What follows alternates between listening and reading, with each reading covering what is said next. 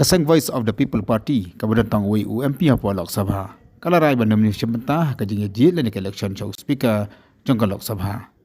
Habiskan ba adan bila bahasa baik lembaka telefon kemudian support Delhi ulang baka daw baka seng kalasiam ya karai bandam ni sementah kan election kedi namar ba ki artuli ki kenhun kata ka NDA bat ka India Block kemsim la poisa kenya jumut lang penjang tang ukotong yang lang. Badan luang kejadian ka seng ka kwa bagan ki parti ki bahaya ni ki kenhun ki bahaya kenya lang masai tangwi kortong nam taka syuki speaker. Tani nambar bakam semla poi sakaja sujumut mat penyang tangwi kortong. Kemudian kalang juga seng kanu cimata hakni kenya jauh speaker ke benong lasai ka sni ka apun rutrik ujeliu arajar arfusau. Khubulai bardan namar bakumai para nakaliang kini ki artelik kan hun Lok Sabha kila rai ban penyakhun ya ki kertong jong kini ke bentaka syuki lampang hapo Lok Sabha. Tengok bentip ke ba rai nakaliang jong UMP ke VVP lah tu kersan ya ka ya ka uku kertong basai nakaliang ke kongres nak India Block ne nakaliang ke NDA. Hakajisha kanjin labha la dakini ki arkon hon naka NDA ba naka India Block kin la pani menjur yo potong by monlang ngani ba consensus candidate on speaker post. Jenre kini ki kar arkon hon ki bahek liang sinchar ba liang kersa kin semala kum kapau naka naka jongi kum ka parti sori ba ngin ko bandan haka liang juga NDA lani liang juga India Block I believe when it speaker selection.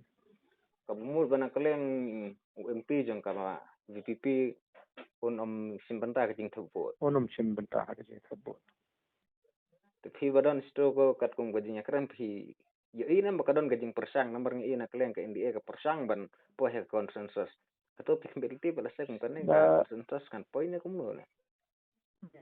Ngiru isu kum tohi kam don no kajing ke communication officially nakaliang kini ki kenhon dengan ke development ling bagi media ba kumbakalong haduk menta kam don kum kata tagamumun nakaliang kini ki artali ki kenhon kimpat persang ban approach ya ke VPP ban kersan ya kertong jengki kumbakalong kampat don namar ba lese kalamanong ba laringi pe ya ke India Block buat pramakiru haduk anu playback namar ang kandiat por kantang iba kiran ki parti ki papan power gajing snow ba amshim la ya slok lang ni lai kiran lang ke be baru candidate ba India Block kaseng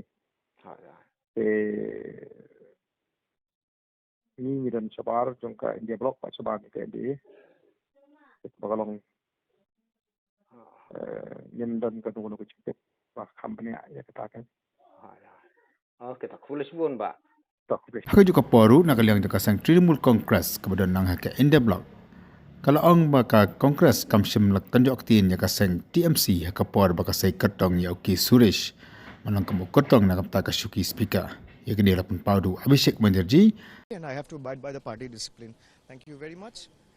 If you can clear the way.